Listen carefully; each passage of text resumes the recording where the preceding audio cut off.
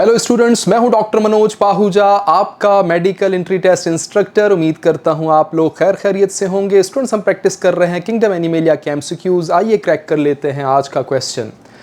इन ओब्लिया, सवाल है ओब्लिया के बारे में, जो कि एक ऑर्गेनिज्म है फाइलम सीलियंट्रेटा का। स्टेटमेंट्स क्या दी गई हैं फिलहाल इसको नहीं पढ़ते, पहले मैं आपको ओब्लिया के बारे में कुछ इंफॉर्मेशन दे देता हूँ। आप जानते हैं स्टूडेंट्स कि फाइलम सीलियंट्रेटा में एक बहुत ही स्पेशल हैबिट है कॉलोनी बना के रहने की।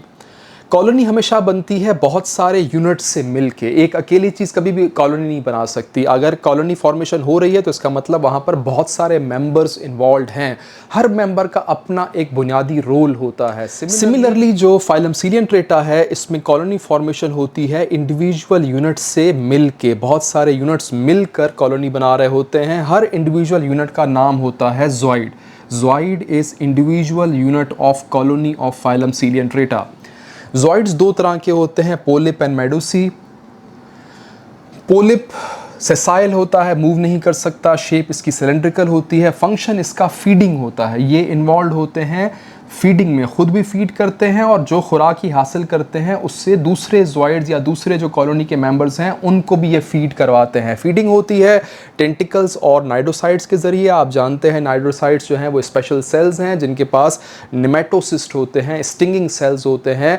जब कोई शिकार इनके नज़दीक आता है तो स्टिंगिंग सेल्स या नेमेटोसिस्ट जो है वो तेज़ी से अपने फाइबर्स को शूट आउट करके जहर रिलीज़ करते हैं शिकार के ऊपर। उससे शिकार जो है वो पैरालाइज हो जाता है और टेंटिकल्स फिर उस पैरालाइज प्रे को कंट्रैक्ट करके मुंह की तरफ ला के जिस्म के अंदर ले जाते हैं। तो ये तरीका है फीडिंग का, जो कि ज़िम्मेदारी है पोलिप ज़ॉइड की।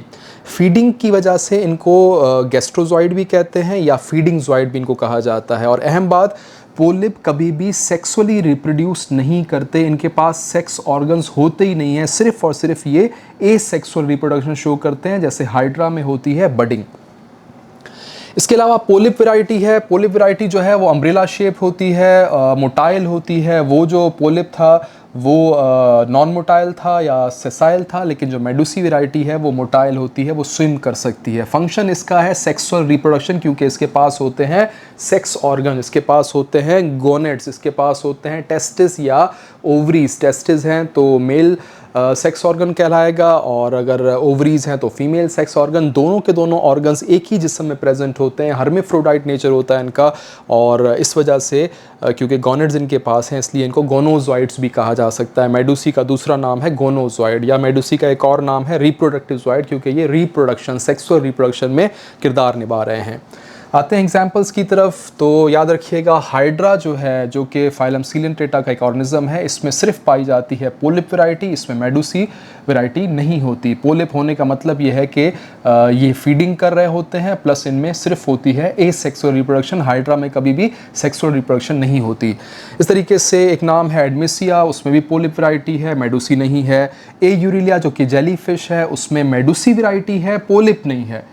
यानी कि सेक्सुअल रिप्रोडक्शन ये कर सकते हैं और फीडिंग के लिए डिपेंडेंट होते हैं वाटर के ऊपर, जो कि डायरेक्टली इनकी बॉडी से टकरा रहा होता है। फिर एक अहम नाम आ रहा है ओब्लिया, जो हमारे क्वेश्चन का हिस्सा था। ओब्लिया में दोनों फॉर्म्स पाई जाती हैं, पोलिप भी और मेडुसी भी।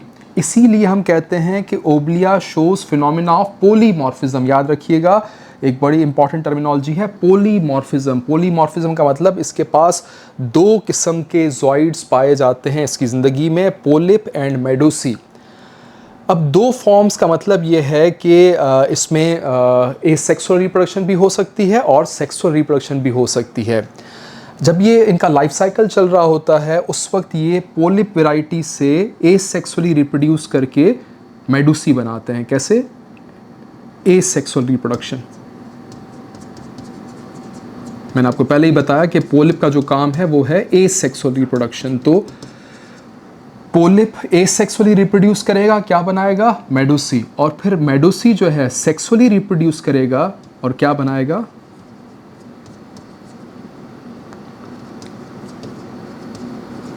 पोलिप। मेडुसी से polyp by sexual reproduction, polyp से मेडुसी बाय एसेक्सुअल रिप्रोडक्शन। बड़ा इंपॉर्टेंट पॉइंट है, याद रखिएगा। ये जो पोलिप से मेडुसी का बनना और मेडुसी से पोलिप का बनना, इसे कहा जाता है अल्टरनेशन ऑफ जनरेशन या मेटाजेनेसिस। इंपॉर्टेंट टर्मिनोलॉजी है, नाम याद कर लीजिएगा। दोबारा से रिपीट कर रहा हूँ, ओब्लिया में 2 फॉर्म्स पाई जाती हैं, पोलिप भी, मेडुसी भी। पोलिप का काम फीडिंग तो है ही है, लेकिन साथ ही साथ एसेक्सुअल रिप्रोडक्शन के जरिए ये मेडुसी बनाएगा और मेडुसी सेक्सुअली रिप्रोड्यूस करके पोलिप को बनाएगा।